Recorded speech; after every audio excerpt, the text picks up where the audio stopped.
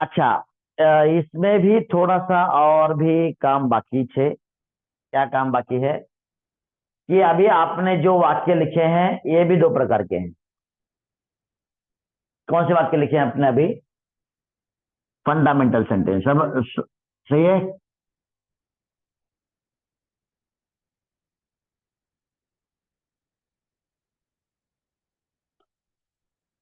इसमें भी दो प्रकार के वाक्य हैं। कौन से? एक है F1, एक है F2। मतलब जो पोजीशन बताएंगे ना, पोजीशन, मालकी, ओनरशिप। फॉर एग्जांपल, कर्त्याकडे, कर्त्याजवळ आणि कर्त्याला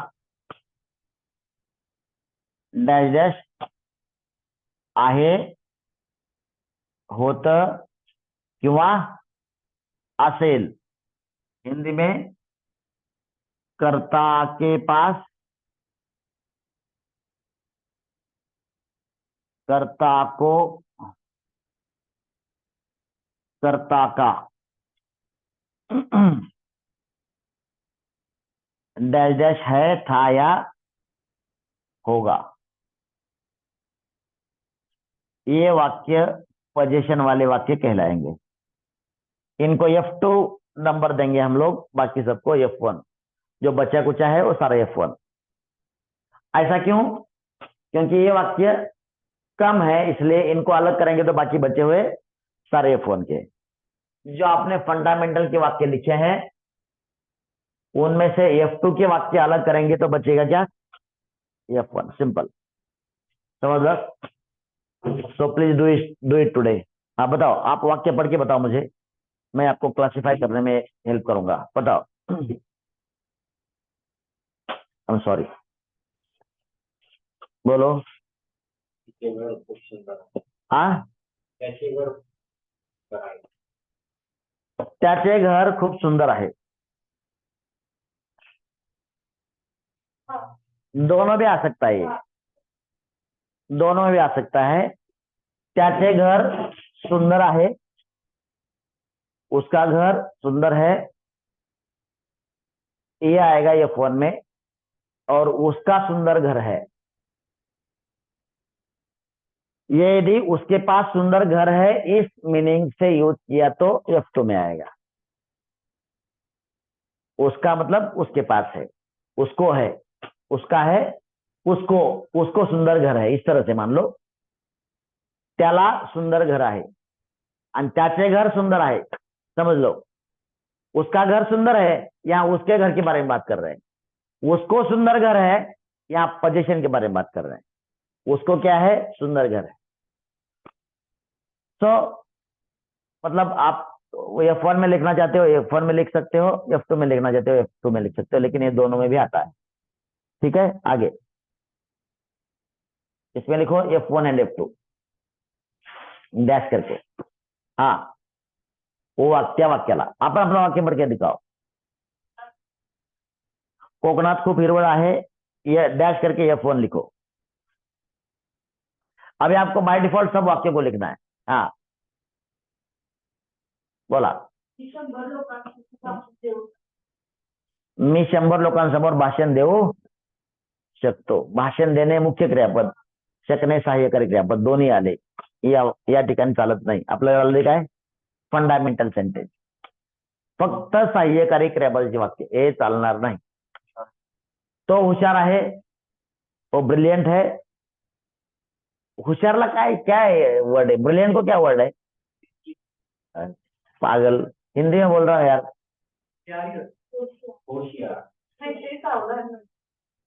इसका मतलब होशियार का दो मीनिंग है, एक तो सावधान है और वो होशियार है। ठीक है, चलो। हाँ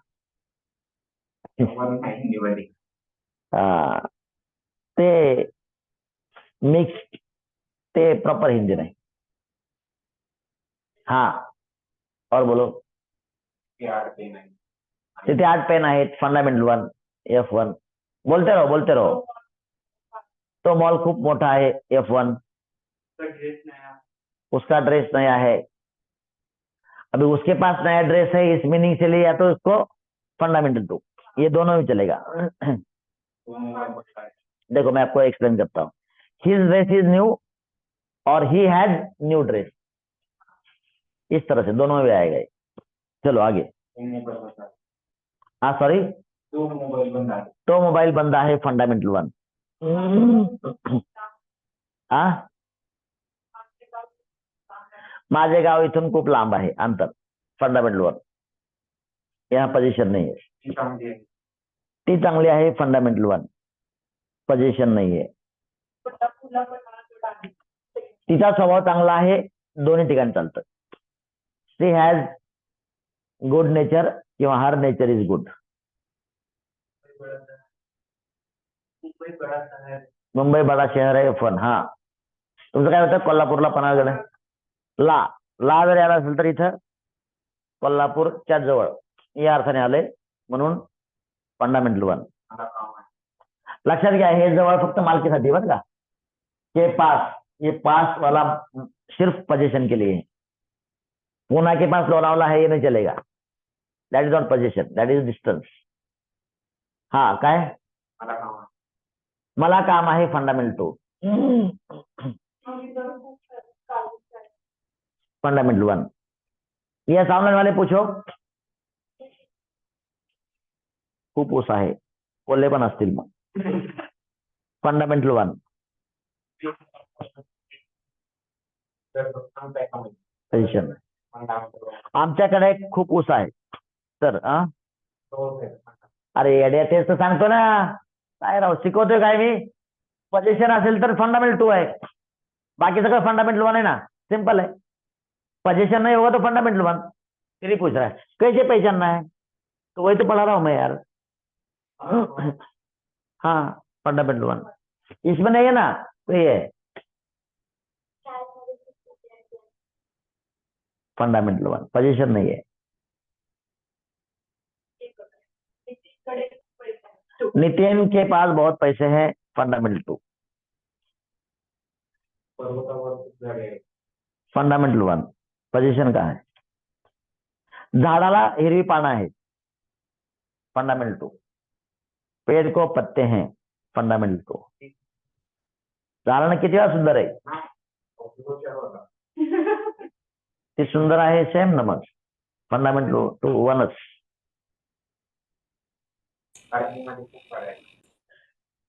फंडामेंटल 1 देखो 2 नहीं तो 1 ही है. पोजीशन नहीं तो 1 ही होगा. फंडामेंटल 1. फंडामेंटल 1. पुणे शहराला खूप इमारती आहेत असेल तर फंडामेंटल 2. फंडामेंटल 1.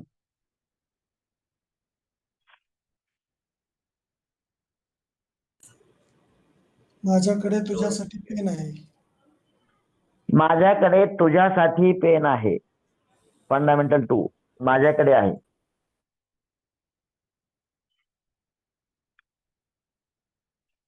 गावाच्या जवळ एक नदी आहे. फंडामेंटल 1.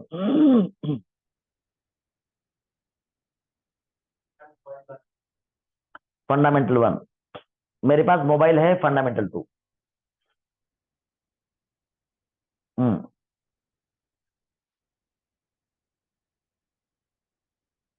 बोलो. फंडामेंटल 1.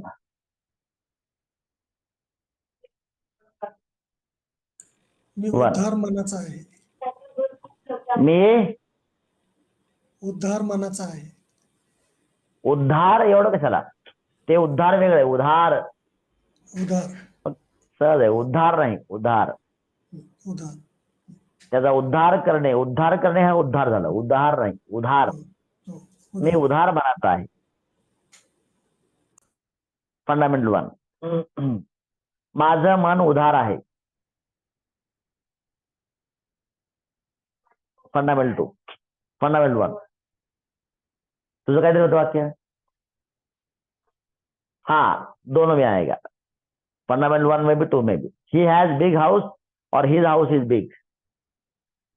उसको बड़ा घर है फंडामेंटल 2, उसका घर बड़ा है फंडामेंटल 1। उसके पास क्या है, ये ऐसा वाक्य बोल रहा होगा तो 2 में आएगा, उसका घर कैसा है बोल रहा होगा तो 1 में आएगा। हाँ, एकच झालं ना, 1 and 2 दोन्ही आहे। बंदी असणे मुख्य क्रियापद झालं, बैन, टू बैन, ये नहीं आएगा, इसमें किसी में भी नहीं आएगा। हाँ,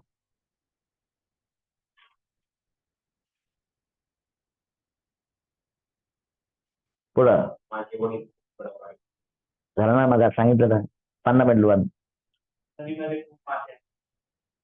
माझ्या वडिलांचा स्वभाव खूप स्ट्रिक्ट आहे चा इकडं पोझिशन आलं, my father has strict nature इकडं आलं, माझे वडील खूप कडक आहेत इकडं आलं,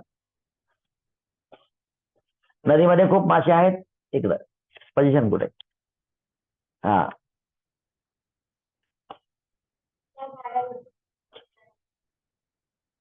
झाडावरती फुले थोडी असते, ठेवते तू जाऊन, झाडाला फुले आहेत असते। हा, बोलतानाच बोलतो आपण, मात्र that is not correct sentence.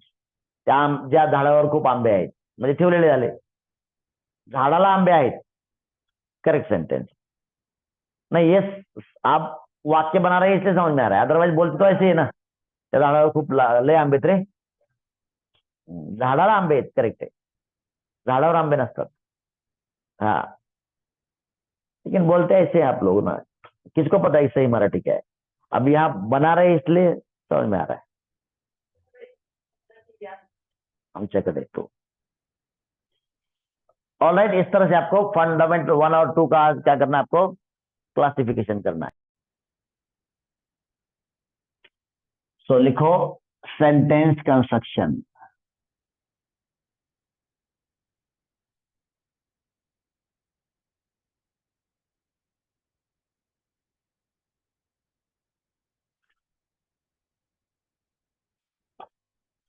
देखो, हम लोग जब भी कंस्ट्रक्शन का मुद्दा उठाते हैं तो आता है क्या, सीक्वेंस। कंस्ट्रक्शन का मेन मीनिंग क्या निकल के आता है, so sequence. For example, whenever we talk about construction of wall, construction of road, तो वहां पर क्या निकल के आता है कि भाई किसके बाद क्या होगा। फॉर एग्जांपल, दीवार जब बनाएंगे तो सबसे पहले डालेंगे क्या, गिलावा, उसके बाद डालेंगे कंकड़, उसके बाद डालेंगे सरिया, हो गया दीवार कंस्ट्रक्शन। सही है, ऐसे होता है। तो कैसे होता है, सरिया पहले अंदर होता है, मैं सारा उल्टा बोल दिया, तो ऐसा नहीं होता, बाहर सरिया नहीं होता, सरिया कहाँ होता है, उसके बाद कंकड़, उसके बाद सीमेंट बालू, और उसके बाद होता है गिलावा, है ना। सो इस तरह से सीक्वेंस बनता है, और दैट कंस्ट्रक्ट्स योर वॉल। यहां पर भी ऐसा ही कुछ है, जब भी कंस्ट्रक्शन की बात करेंगे तो किसके बाद क्या है, सीक्वेंस मायने रखता है। जैसे कि आप हिंदी या मराठी में देखेंगे तो सीक्वेंस होता है subject plus object plus verb, क्योंकि आपको बोला था मैंने कि वर्ब लास्ट में आता है, बोला था कि नहीं। सो वर्ब लास्ट में आता है, इसका मतलब सब्जेक्ट पहले आता है। अच्छा, तो इंग्लिश में कैसे होता है, ये मराठी या हिंदी में होगा, इंग्लिश में कैसे होगा, सब्जेक्ट वर्ब ऑब्जेक्ट, ये दोनों का जगह चेंज हो जाता है। तो सर आसान है ना, इसके लिए कंस्ट्रक्शन सीखने की जरूरत क्या है, लेकिन पंगा क्या होता है, देखो यहां पर मैं लिखूंगा टेबल पर पेन है, टेबलावर पेन आहे, मराठीमध्ये टेबलवर पेन आहे, पेन आहे, ठीक है। और दूसरा लिखूंगा, पेन टेबल पर है, मराठी में पेन टेबलावर टेबलवर आहे। तो यदि आप कंस्ट्रक्शन का विचार करेंगे तो कौन सी भाषा में, हिंदी या मराठी में, तो ये देखेंगे आप लोग, है ना।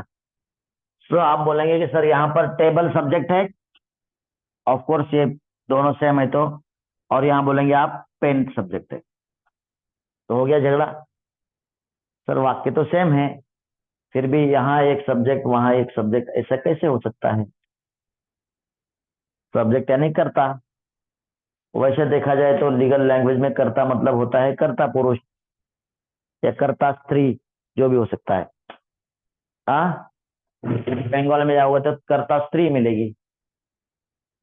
बंगाल, ओडिस नहीं, ओडिशा में, उड़ीसा में बहुत सारी जगह पर, सेवन सिस्टर्स में, उधर नॉर्थ ईस्ट में जाओगे तो कर्ता स्त्री मिलेगी, वहां फीमेल डोमिनेशन है। रेस्ट ऑफ इंडिया में मेल डोमिनेशन। फिर वो दो टाइप का सोसाइटी जाता है, दया भागा और दूसरा कौन सा कोई तो है। तो चलो, कहने का मतलब यह है कि सर एक सेंटेंस में एक ही सब्जेक्ट हो सकता है ना, तो अब सही सब्जेक्ट के लिए क्या किया जाए। तो वही तो अपना कंस्ट्रक्शन का मेन मुद्दा आता है, क्योंकि सही सब्जेक्ट मिलेगा तो उसके बाद में वर्ब रखेंगे जो लास्ट में आता है, और बच्चा कुछ ऑब्जेक्ट रहेगा। लेकिन सही सब्जेक्ट तो चुनने के लिए क्या करना पड़ेगा सर। अच्छा, तो हमें अमरीश पुरी के पास जाना पड़ेगा। तो सिनेमा में क्या होता है, सिनेमा में एक होता है हीरो, हीरो मतलब सब्जेक्ट मान लो, एक होता है अमरीश पुरी, वो हीरो को ढूंढने में लगता है, उसको मारना होता है ना उसको, वो प्रॉब्लम क्रिएट करता है उसको, जो विलन होता है उसके काम में प्रॉब्लम क्रिएट कौन करता है, हीरो। तो विलन किसके पीछे पड़ता है, हीरो के, है ना। लेकिन सिनेमा में एक क्रियापद भी होता है, उसका नाम होता है हीरोइन, एक्ट्रेस। तो वो क्रियापद को पूछता है, मतलब क्रियापद के थ्रू कर्ता तक पहुंच जाता है।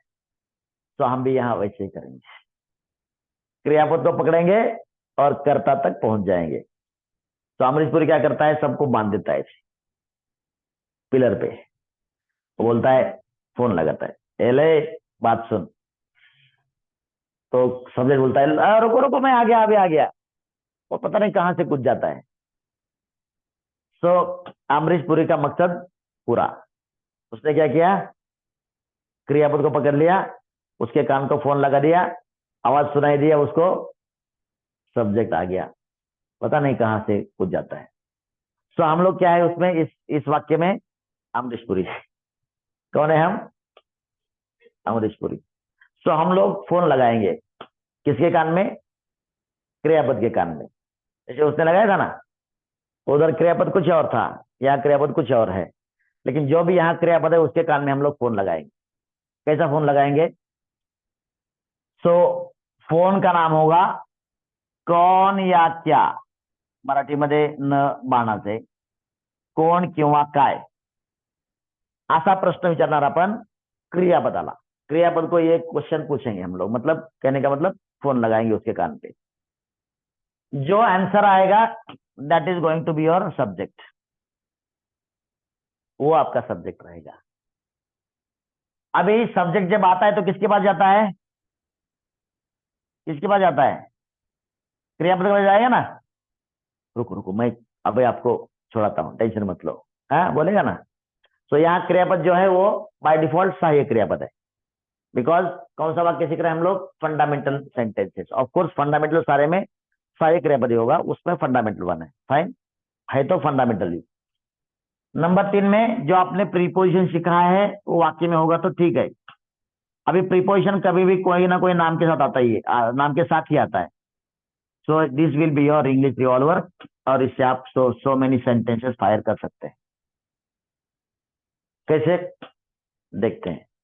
अब मान लो हमने वाक्य पढ़ लिया, टेबल पर पेन है, अपने पास ये कौन या क्या, ये दो टाइप के फोन है, ठीक है।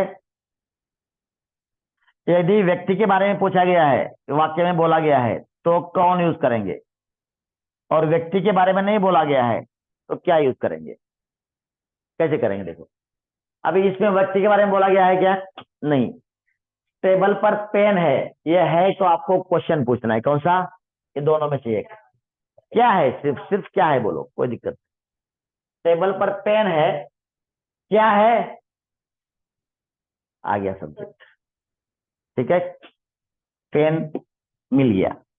अब इसके इसमें पूछो टेबलावर पेन आहे, काय आहे, फिर पेन आ गया। या देखो पेन टेबल पर है, क्या है, कहीं भी रहने दो आएगा।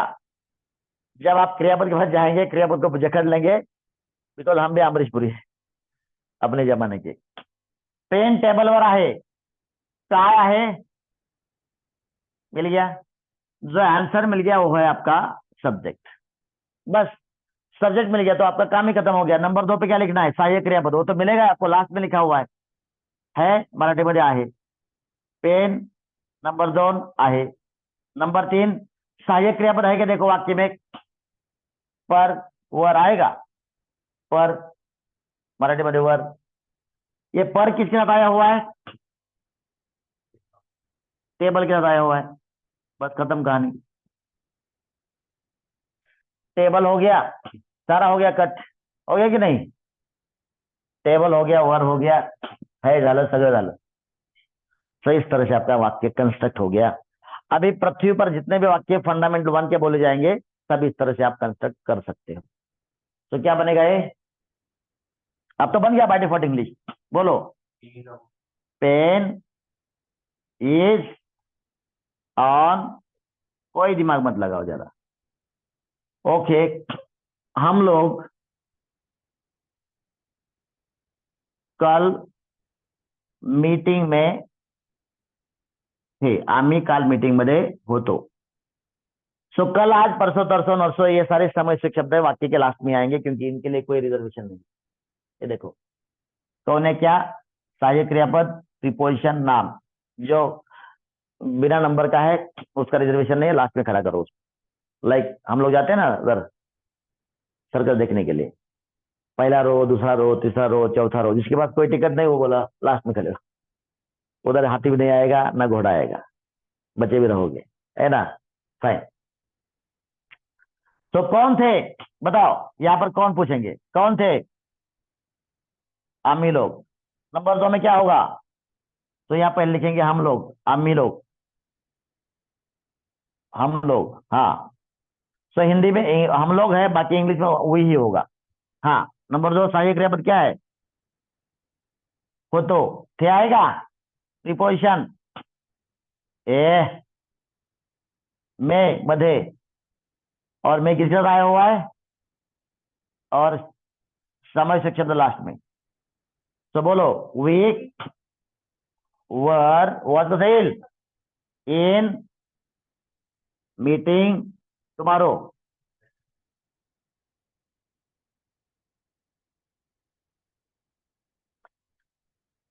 कल आपकी एग्जाम होगी, उद्या तुमची एग्जाम असेल, काय असेल, एग्जाम बोलेंगे तो आपके कहां जाएगा, तुमची एग्जाम, आपकी एग्जाम। नंबर 2 में क्या आएगा, असेल, और बचा ही नहीं कुछ बाकी कल लास्ट में। सो योर एग्जाम, बोलो, होगी मतलब ए, क्या विल किसने पढ़ा है, इसने बोला था, मैं आपको बोला था कि नहीं 6+ पढ़ के आओ। विल भी इतना नहीं आता आपको तो मैं क्या कर सकता हूं, मैं बोला था कि नहीं कल आपको। सो आपको होगी को नहीं आ रहा है कुछ, तो प्रेजेंट का एक हो गया, पास्ट का एक हो गया, फ्यूचर का एक हो गया। शांति से लिखो इसको, आराम से समझ के लिखो।